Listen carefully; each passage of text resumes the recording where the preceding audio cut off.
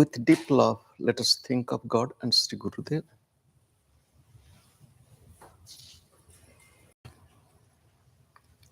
Let us chant Om 3 times together.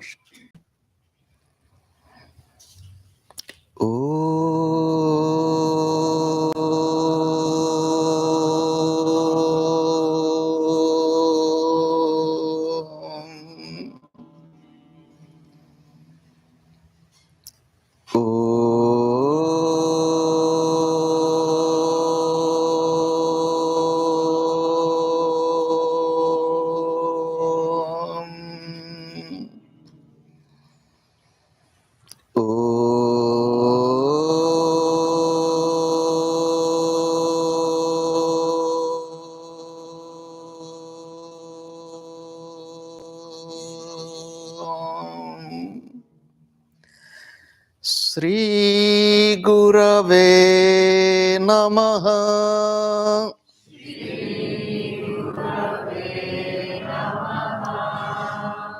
Sri Gurave Namaha.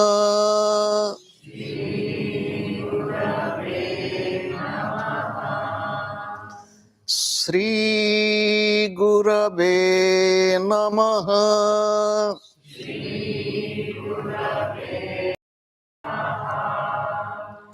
I bow to God, divine incarnations. I bow to all times and all places. I bow to our beloved Sri Gurudev. I bow to all of you and the entire creation. Om. Amen.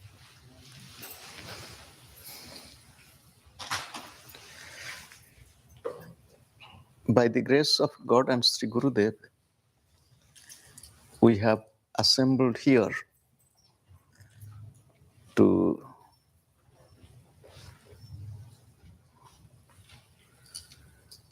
commemorate the 50th year of Sri Gurudev's coming to West, and at the same time, the 26th anniversary of this ashram.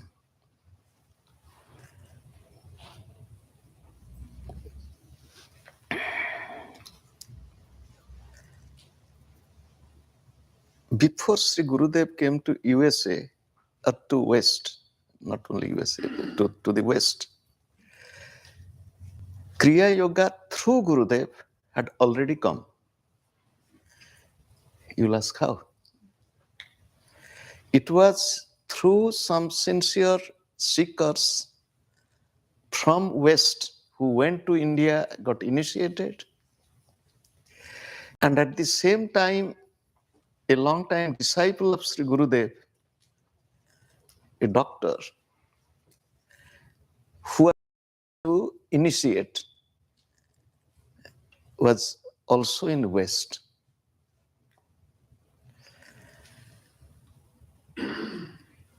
So gradually people became more interested to bring Gurudev to West, and he came.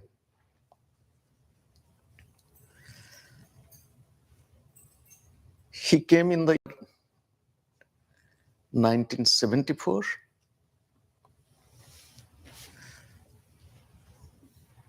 If you think of Sri Paramahansa Yoganandaji, he came and he stayed back. He came in 1920 for a short visit to India in 1935-36. Then the rest of his life, he lived in West. Swami Vivekananda came before him. He came, went, and he had a short life. Gurudev was coming and going, and he stayed back ultimately in West. And this is the place where he lived continuously from, I think it might be the 19th of September, 98, till his last stage, physical presence. He stayed here continuously. So far as I remember, 3 places he lived continuously. The place where he was born, Kodar Ashram in Puri, and this place. Other places he stayed, came, went, but these 3 places he really, the place where he was born, by God's grace, Sri Gurudev's grace, his wish, we have now a beautiful temple,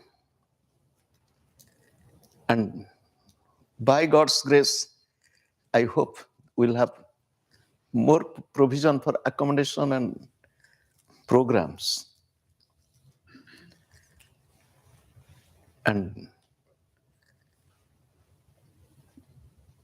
this place we have regular program. And it is also to mention Balighai, where he rests eternally, permanently, I will tell. So we have all these places where we can really come, meditate, pray. And do you know, when Sri Gurudev stayed in this ashram, he always felt it is India. You know, even in his letters or telephone, he talked to people, wrote to people, it is ever spring. It is warm. He loved, he was born in such type of weather, and the mango trees, banana, papaya, guava, star fruit, all these Indian tropical fruits. And he loved gardening. Only one thing he missed. Do you know what? Cow. I don't know if you know, those who are new, they may not know, there is a structure in the corner. It is cow shed. There is no cow. If you go out in the corner of the property this side, you'll find a structure, it is cow shed. And he had the wish, but this is West. You cannot do as you want. Although we call it is a country of freedom. So, however, his dream of having the cow is fulfilled. The master's dream. And it is in Texas now. However, thought of Sri Gurudev is vibrant in me. I have been thinking and making little note. As I told you yesterday, the books which are on my table and going through.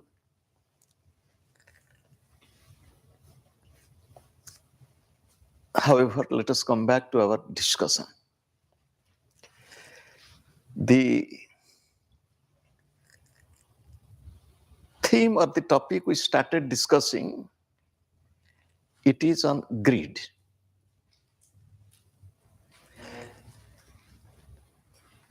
Desire, when it is intensified, it becomes greed. First comes the desire. How does the desire come to us?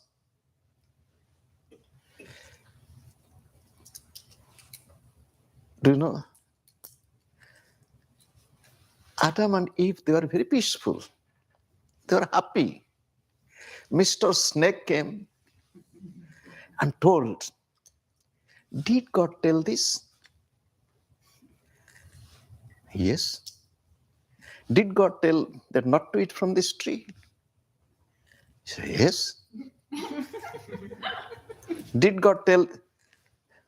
And slowly created desire in them, eat. This is the tree of knowledge. If you eat, you'll get knowledge. Here there was a conflict in mind to whom to follow. Should we follow God or should we follow snake? God told not to eat. Snake is telling eat. In every human life, in each one of us, if we think how desire came to me and how desire becomes stronger,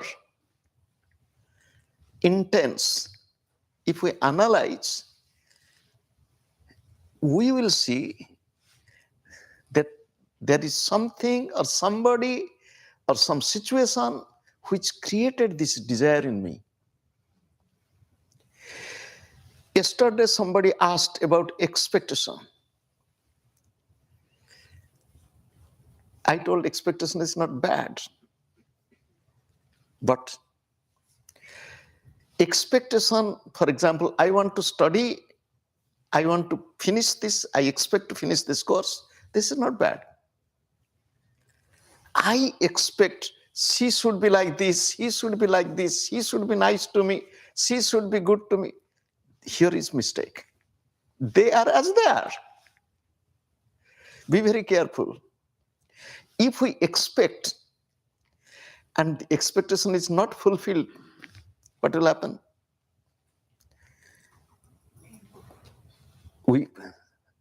And each our expectation, feasible or beyond limit.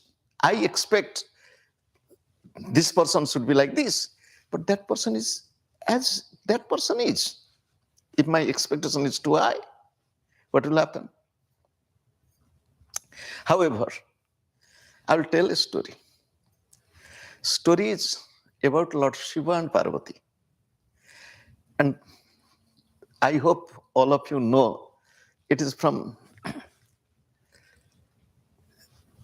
Puranic stories, mythological description. Lord Shiva and Parvati, a beautiful couple, happy, content, 2 kids, and joyful living. Lord Shiva is meditating. Mother Parvati is taking care of other things. One day, the divine mothers from heaven, few, came to visit Mother Parvati. So they are sitting together. If you have seen the picture of Mother Parvati, she had very simple clothes. Usually the Hindu women, they have bangles. She has sometimes flowers as the bangle, sometimes Rudrakha bead as the bangle. Jewelry, she doesn't have any jewelry because the yogi's companion, what is the value of jewelry? So she has some Rudraksha bead, rosary, or this in the neck, nothing, no ornament. Very simple living. And the cottage they lived, it was the yogis, the hermit's cottage. It is not like even our homes. They are divine, but they are living like this. So spending some time with these heavenly mothers, do you know what happened? Desire came. Because there was discussion. When we meet together, what should we discuss? You are so beautiful. You don't have this. You don't have that. And so on. The topic went on. Lord Shiva was in meditation. He came back. Mother Parvati is sitting a little bit down. Lord Shiva asked, my beloved, what happened to you?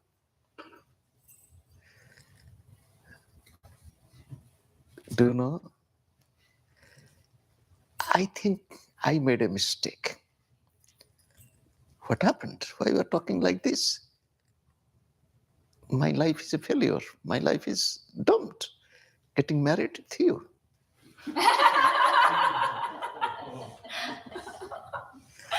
What happened? We have happy family, children, joyful. What happened to you? Today we're talking all this, it sounds. Then, have you ever thought of giving me a good saree? Have you ever thought of giving some ornaments? Have you ever thought of, forget about me, thought of having a good house? Parvati, we are happy, content. What is the use of this? We are meditating. Do you know, every asset you think it is useful, it is a burden, liability. It is not an asset. Here I'll tell you another story. The story is, there was a king. The king was, he has everything. So the king had a spiritual guide, or he heard about a holy man who lives in a forest, but very content. He never goes anywhere, never asks anything, just lives by himself, and people go to him and they get benefited. The king invited this holy man with sincere request again and again, can you not visit our palace? Once he came. So king received him, took him through the palace, and took him to the place where he has all the treasury. And so this diamond, this.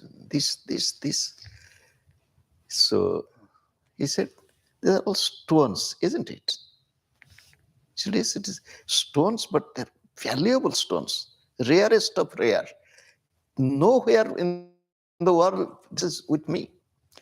He said, what does the stone give to you? He said, what the stone will give? They don't give. He said, no, I have to invest a lot. For its safety, security, care, everything, I have to spend money. I don't know if you know it, I heard. This I have heard, I have no experience hearing. That people can save money in some countries in the bank, but the bank will not pay interest, but you have to pay the bank for your money. You know this? Okay. Because you may not have enough money, so that's why you don't know. And those who said yes, they might have enough money. It is true. Because if you want to keep money somewhere, and you pay money, they will keep you. Your money is safe. But you have to pay, not that the bank will pay the interest, you have to pay the. So, however, he said, your stone do not give anything, but I have stones, they give me. He said, you have some stone and it is giving you some? He said, yes. So the king became curious and went with the holy man to his cottage. It is all open, cottage has no door even. So where is the stone? Then he showed the grinding millstone, He showed the millstone grinding. He said, this? He said, yes. I put wheat, it gives flour. I make flour myself, it gives me health. And not only that, this stone teaches me, not only giving. Do you know when I don't know you have experience of, anybody who has experience?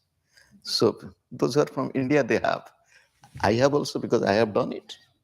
So the below stone, it's static. Upper stone moves, you have to move it. And the upper stone has a handle you have to move. It is in the periphery. In the center, there is the hole, big hole. And the lower stone has a wooden stick or small projection around which the upper stone moves. We call in Odia as Meru. That is the pole. So you put wheat or rice or whatever you want to grind, you put it, and so slowly it goes below the stone and comes out on the piece of cloth or whatever you have kept on which it will fall. But it is very interesting. Any grain closer to that Meru, the pole, polar piece, cannot be ground, cannot be crossed. The sadhu is telling the holy man, do you know the lower part is the divine, upper part is prakriti, the nature. It is in motion. And anyone who is in the center is free from being affected by this motion. Do you know, when those who have this experience, you have to lift up the upper stone and take these grains which are closer to that small pillar, and then you grind, then it's gone. However, come back to Mother Parvati. He said, what is the value in all these things? We are happy and content with. There is no need. No. If any visitor comes, do we have a special room? Our children growing bigger. What about them? Then Lord Shiva smiled. He knew that now Mother Parvati is under the spell of Maya, greed, need, from need to greed. When need is intense, it becomes greed. All right, we'll have a house. What type of house you need, you just make a design. How many rooms, what will be there in the house, what type of house, with which material, everything you think. I'm calling Vishwakarma the divine architect. He will make it. And it was done. Whatever Mother Parvati wanted, everything was done. Beautiful house. So now the house is finished.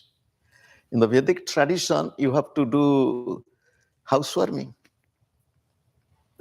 puja, griha pravesh, special. So who will be the priest? And Lord Shiva and Parvati sitting together and discussing about the priest. And now Mother Parvati is happy because her wish is fulfilled. Now, beautiful house. We'll invite guests, we'll do this, we'll do that. And so who will be the priest?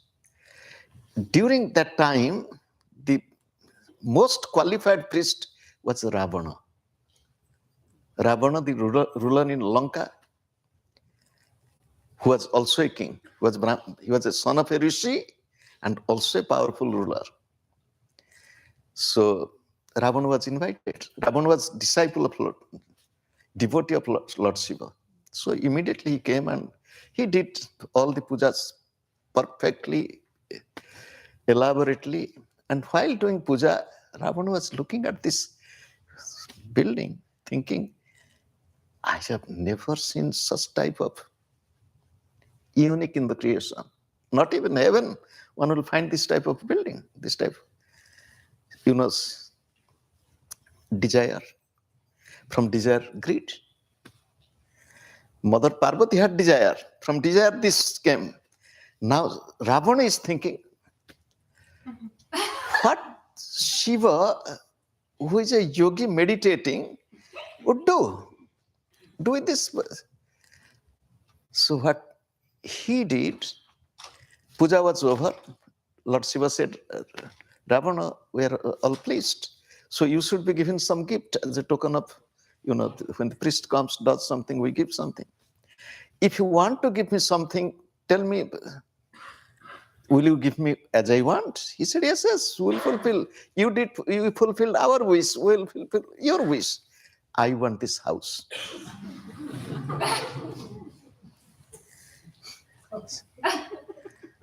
Lord Shiva, one name of Lord Shiva is Bholanath. Bholanath means always, Lord Shiva said, all right, take it. Mother Parvati was inside and said, take everything. Whatever is inside, you also take it. Ravana had the technology. Ravana had, during those days, aeroplane. And Ravana had technology to move the building completely and place it wherever you want. I don't know modern technology is able to do this or not. I don't know. However, he took it. And now Mother Parvati's inside was, oh God, what will happen to me? Now I have been given to him. And he's carrying the whole structure. Then says Narada came.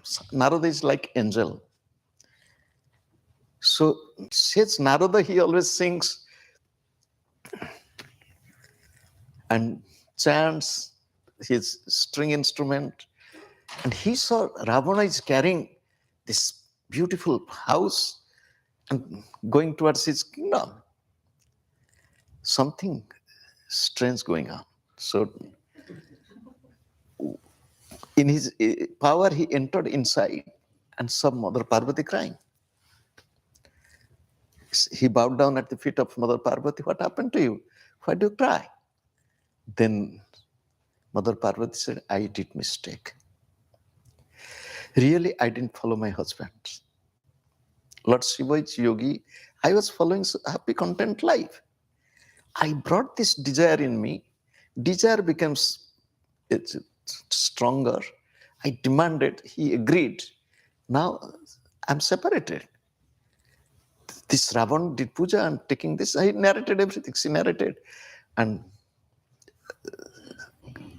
says Narada is very famous for creating conflict, solving problem. And, he said, don't worry, I'll take care. I'll try. So he came out and saw Ravana. He said, Ravana, where are you going to? What is this? He described everything. He said, I think inside is one lady. He said, yes, Mother Parvati is there. What? Mother Parvati? I think you are confused. How can Lord Shiva give his Mother Parvati to you? Yes, he told, take everything. She is inside, I'm taking. He said, I don't believe so. He said, then what to do? He said, let me go and see. I'm going to Lord Shiva. I'll see and come back. He went to Lord Shiva. Lord Shiva is meditating as if nothing has happened. Then he bowed down at the feet of Lord Shiva and started chanting. Lord Shiva opened the eyes. Narada, from where are you coming to? And what is happening? He said, where is mother?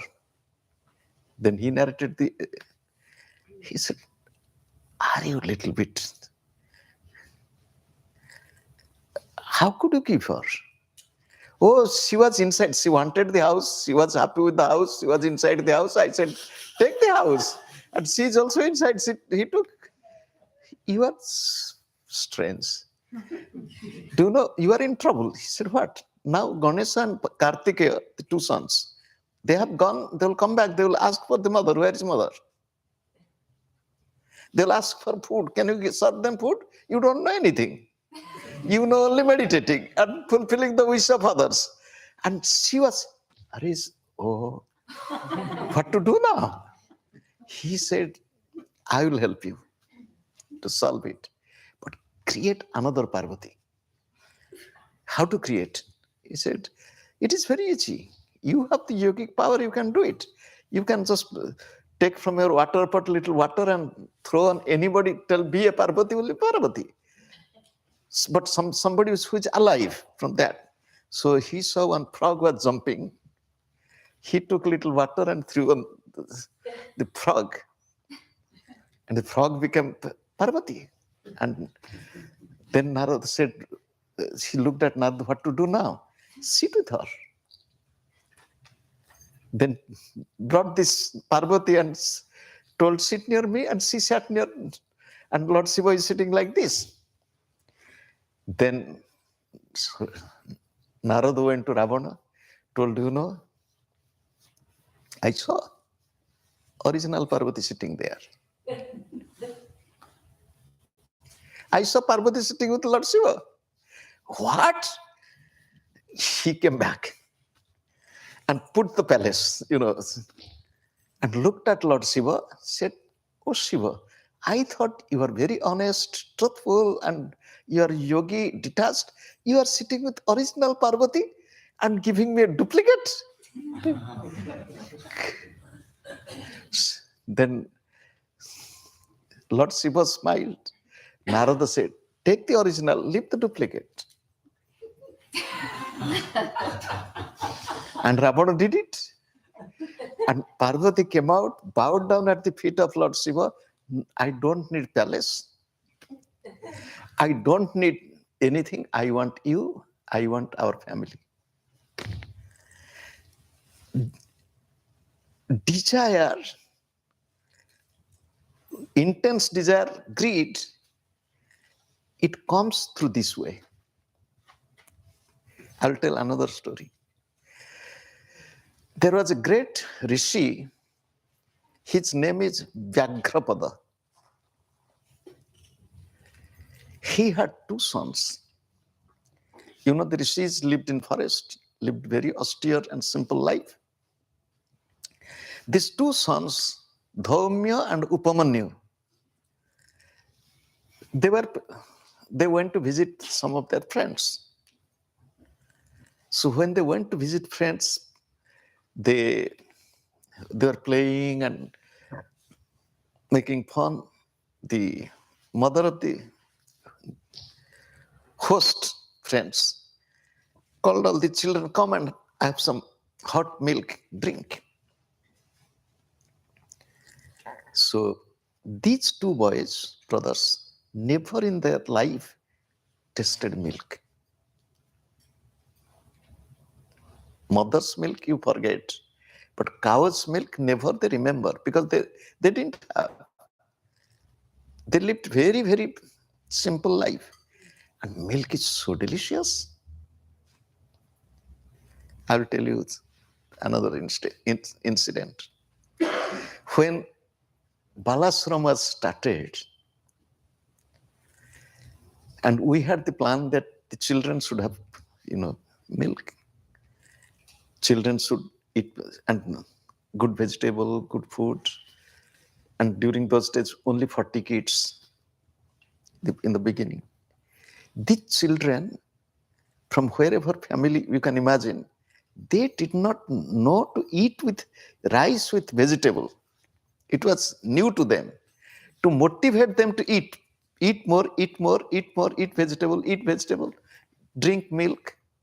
Milk was also.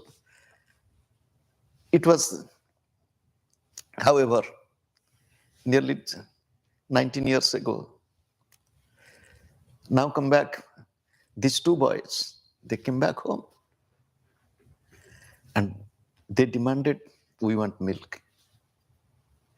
Look, we are rishis, we are meditating, we don't possess things. Whatever we collect from the forest and this, we survive with that. Don't demand. No, we want milk. Do you know what the mother did? Now I switch back to, when I came to West, I discovered here in West, people are quite smart and they do many things. They're creative. I found they have milk from everything. Almond milk.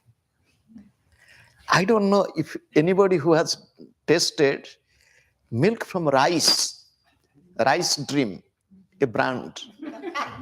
I don't know. I tasted rice dream. It is just like, it looks like milk. It tastes something like, However, the mother prepared, the Rishi mother prepared a drink out of rice looking like milk. They knew thousands of years ago to make milk from rice. So when they tested, they are smart, the intelligent boys said, "No, it is not milk. It is something you are tricking." I will not elaborate the story. What happened the next? If you want, I can tell. Then, why did this desire come to them? We want milk. because they did not know what, never tested, they never wanted. Once they tested, then they wanted. It is said in India, because it is now in India, many animals are declared as endangered species, lions, tigers, and so on. So once the tiger tastes human blood, will never kill other animals. Once the tiger tastes human blood, will never kill other animals, will search for human being. The same thing, human mind, once the sense organ experiences something which gives little joy or pleasure, wants that.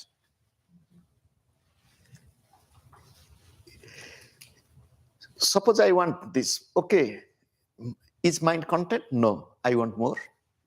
I want more. I want more. I want more. This desire for more and more and more is greed. I hope you understand me. Desire for more, more, more. It is greed. So this happens to human beings. This happened to these two little children, two little boys.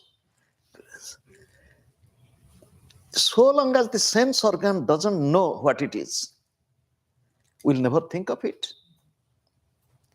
I will tell you another story. The story, how the sense organ gets involved. There was a rishi. It is not story. Do you know, most of the stories from India, what we tell as stories, it happened. But in some way or other, it has, but it is narrated in such a way people think it is stories. It is from the Ramayana. One rishi had a little downfall. It's a story, don't take it. So, little downfall. By looking at the pleasure of the animals. So, that rishi had a baby, and that baby had a little horn on the head. The name was Rishyasringa. And the rishi knew it is my child. Rishi kept this child with him, took care of the child, meditated. Gurudev said mistake is not for mistake, it is for correction, not to. So he took care of this child in such a way, and he wanted the child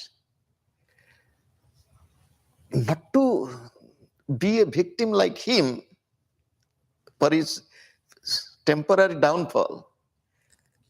Let him be free. So tongue wants, palatable, delicious food, no delicious food.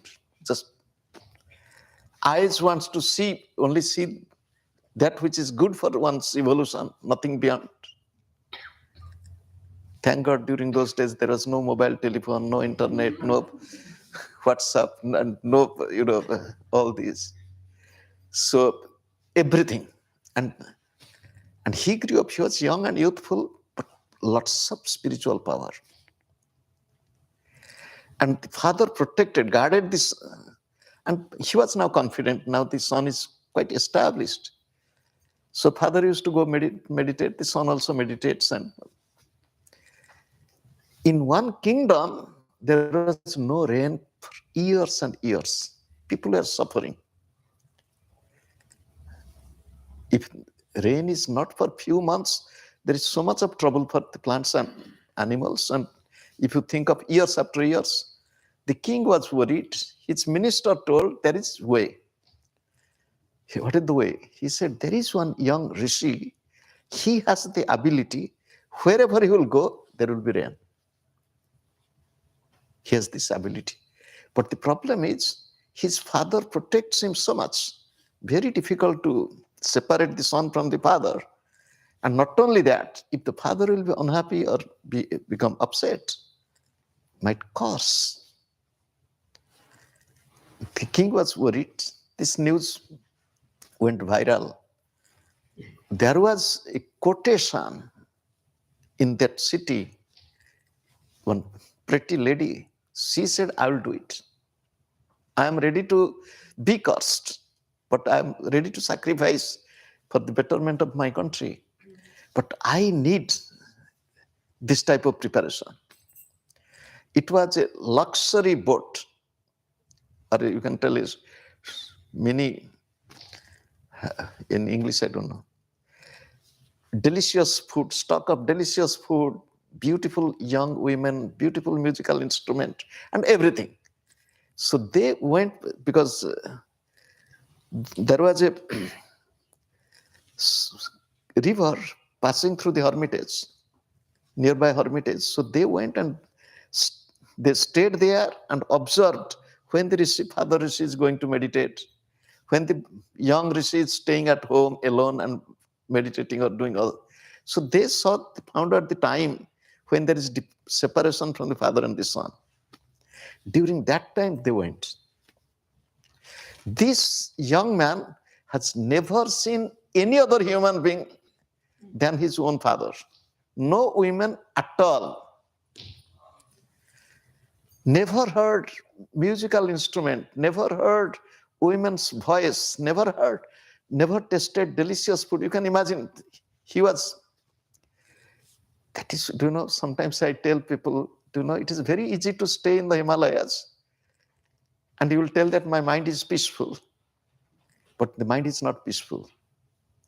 Once you come down and you will see that your mind is peaceful or not. If the mind is undisturbed, staying in the world, then staying all alone, I am staying alone. I'm not talking with anybody.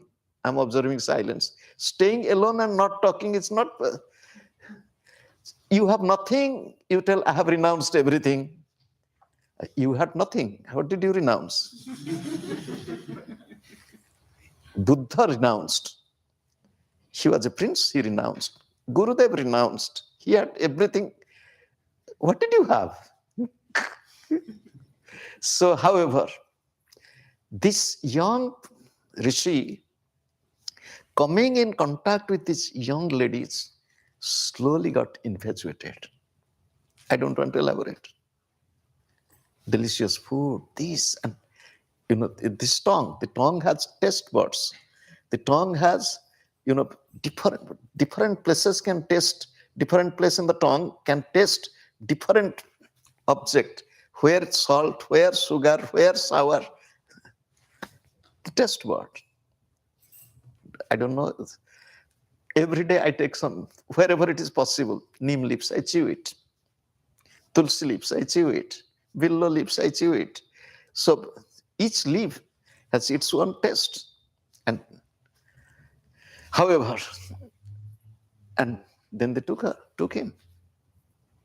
They took him after a few days of acquaintance. They told, come and see our hermitage. We have a mobile hermitage. So he came to the mobile hermitage and kidnapped. And the rishi came back and with his power of meditation understood what has happened. He accepted will of God. He was not reacting that I lost my son whom I groomed up like this. So this is how desire comes. This is how temptation comes. This is how people fall victim.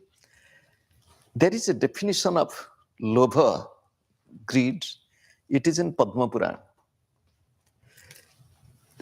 Para vittadikam drishtva nityam yo manojayate abhilasa dvijasrestha sa lobha parikirtitaha.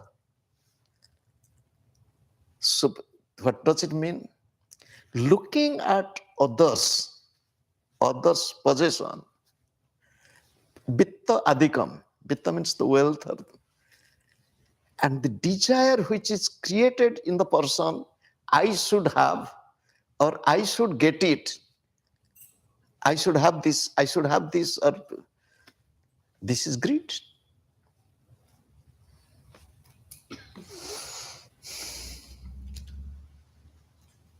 Now let us stop for a moment. Let us analyze ourselves. We need some food. We need some clothes. We need some place to live. We need to earn money also. We need some money. And in Kriya Yoga, we have been taught entire human life, 7 chakras. Entire human life, 7 chakras. Money center, Muladhara, second center, navel center, heart center. Sri Lahiri Mahasaya said, where is your mind? In which center? Where is your mind in which center? And if we think of our daily activities, throughout the day, how much time we spend in which type of thought? Which type of thought is disturbing me? It is for self-analysis. One should very tactfully, impartially analyze, this thought is disturbing me. This desire is creating trouble for me. This, because it tells about our own mental condition, our strong likes and dislikes. Likes troubles, dislike also troubles. Do you know, I went to a place in USA. So, a disciple couple, long-time disciple of Gurudev, I was new in USA at that time, maybe not even 2 years in USA, within 2 years. So, they came to cook. They stayed at my host's place. The husband is very, I can tell, sneaky. Observes what the wife is cooking, because he doesn't want something to be in the food. And he always looks, is she adding this in the food or not? Oh God. If you don't want to take, don't take it. And she's not sick, she prepares something without something sweet, so which without you take it, but why you poke your nose into everything what she's cooking? Oh God, you can't imagine. It was really, when I saw this couple, I was thinking, oh God, how do they live? Mind runs in 2 ways. What I like runs up to this. What I do not like also runs up to this. Whom I like, mind runs. Whom I dislike, mind also runs there. It's very strange. Mind goes this way, this way, this way, this way. Mind is such a, oh God.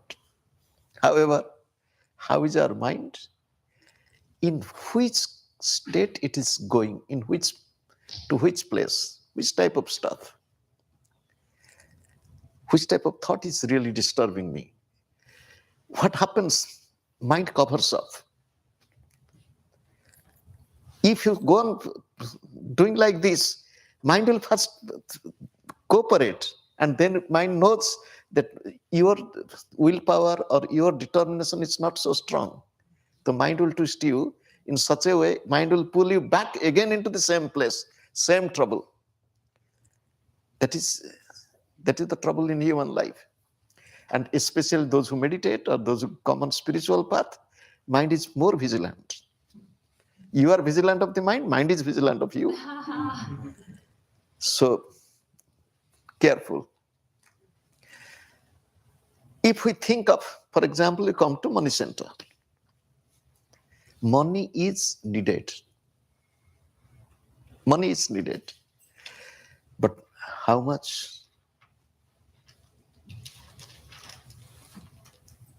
How much do we need?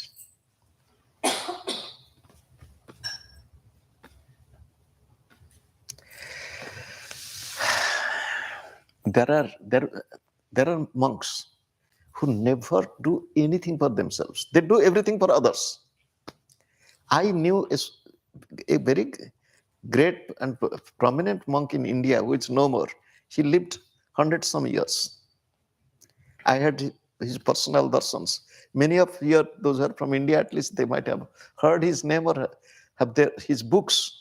His name is Swami Ramsukh Das, and who lived in Gita Press, and he taught the Gita every day.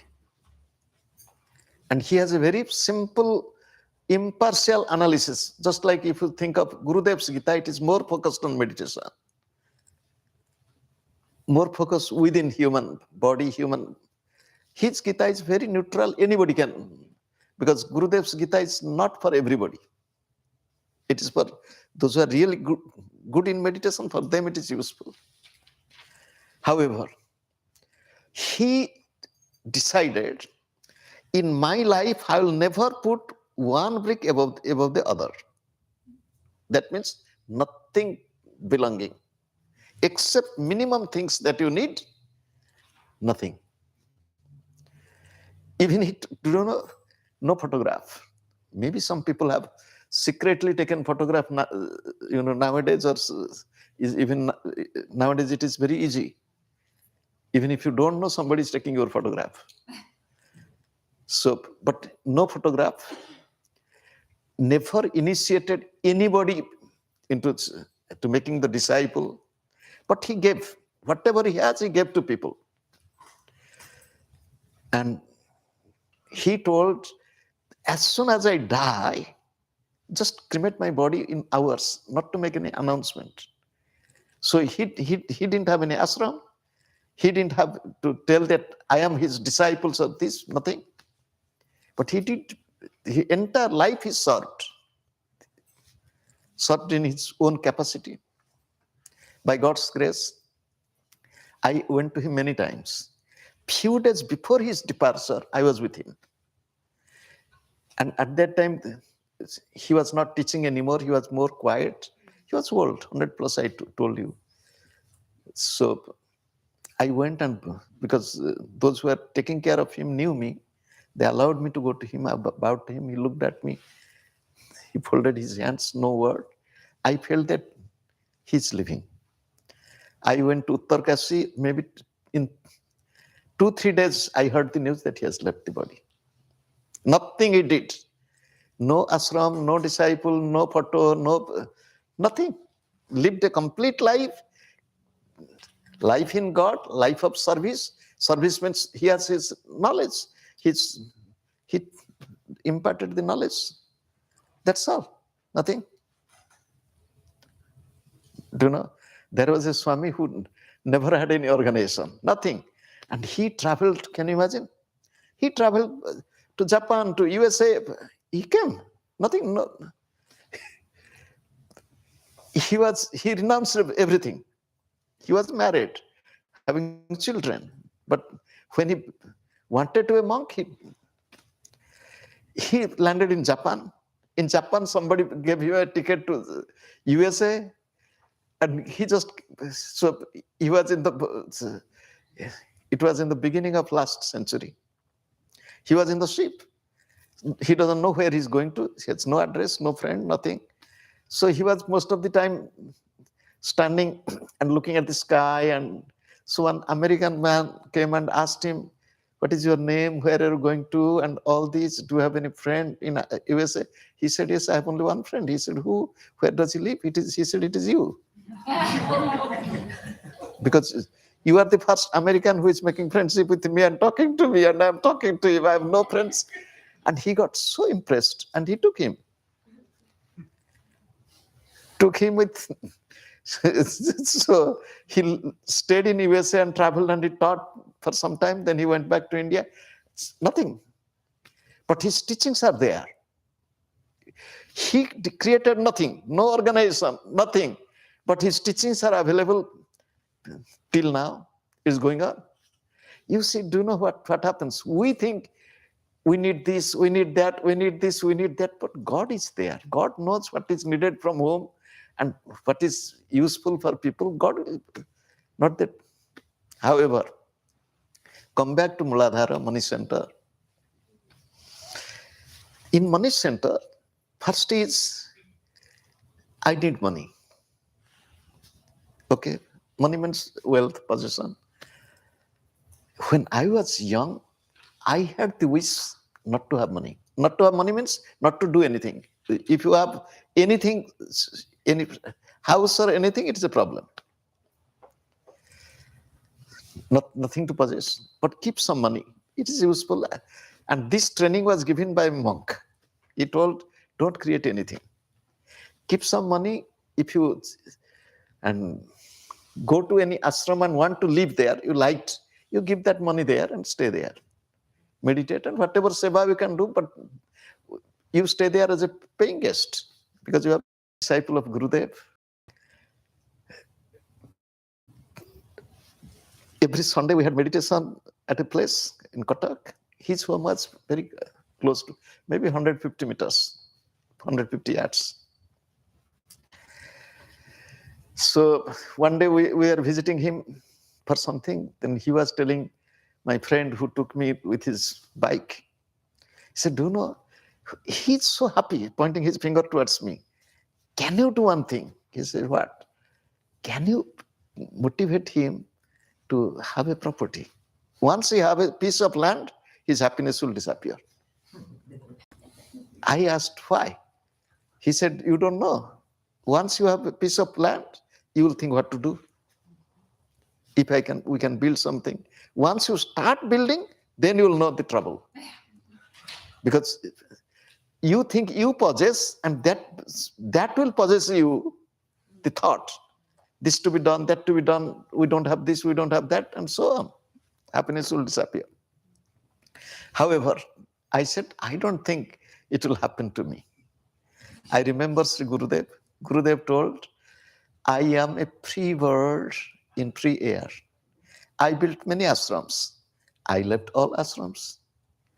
Wherever I live, there is my ashram, Gurudev told. But on the other hand, as I told you the other day, this is his, how to say, last place, few weeks before his final, departure. He was in the garden and touring in the garden, and weeks before he was there. And he was, which plant to be planted here, everything was, he did it for us. He lived for us. He loved us. He not lived, he lives for us. He loves us and he's helping us. This is exception, but come back to our life. Think of these 7 chakras. Which chakra is creating the most trouble? Which chakra is creating little less trouble? But trouble, less or more, but trouble. Up to here there is trouble. Money, sexuality, food, emotion, ego, even in the religious center, this is the center of religion, there is also trouble. And only these 2 places, when one goes up, there is no trouble. But we have to be with money, we have to be with family, we have to be with food, we have to be. So how to live? To know the need and to not be victim of greed. Let us close our eyes for a moment. With deep love, let us think of God and Sri Gurudev. Let us pray to God and Sri Gurudev to bless us, to live a life of inner balance, self-discipline, love, and attitude to serve whoever near me, around me. Let us pray to God and Gurudev to bless not only each one of us, to bless the entire creation. Let us chant Sarve Bhavantu Sukhina, सर्वे भवन्तु सुखिनः, सर्वे सन्तु निरामयाः, सर्वे भद्राणि पश्यन्तु, मा कश्चित् दुःखभाग् भवेत्। Om Shanti Shanti. I bow to God. I bow to all the divine incarnations. I bow to all the masters of all times and all places. I bow to my beloved Gurudev. I bow to all of you. I bow to the entire creation. I pray for the entire creation for peace, progress, and prosperity. Om Amen.